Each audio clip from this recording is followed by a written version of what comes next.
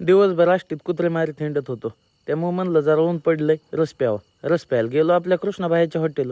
कृष्णाबाईच्या हॉटेलवर काय गर्दी म्हणजे विशेष नाही भाऊ. नेमकंच पेपर सुटला होता त्यामुळे गर्दीच होती लय. इकडे कृष्णाबाई रस काढीत होते तेवढ्यात ह्यो कटके दिसला. कटके काय भाऊ जिओची सिम पोर्टिंग करतो. तेवढ्यात ह्याला मस्ती आली. ह्यो काय म्हणतोय, नाद करते काय, यायलाच लागतंय रस प्यायला.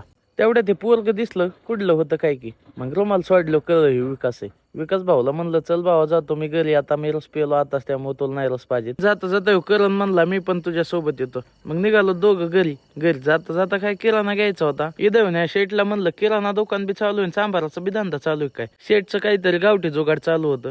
चला भाऊ म्हणलं किराणा घेऊन निघालो घरी. घरी जाता जाता बघितलं तर त्याच्या आईला सगळा दोराच होता. इथं बोर चालू होता पण बोरला काय पाणीच लागलं नव्हतं, त्यामुळे सगळी काय दोराच उधळत होता. घरी येऊन बघतोय तर तण्या आलेला होता.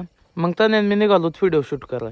व्हिडिओ शूट करायला चाललो तर एक फटका टाकला की गडी वाकतोय. भाऊ बघा कसा करतोय, लयच थ्याल करतोय हो. मग ह्याला सोडलं घरी.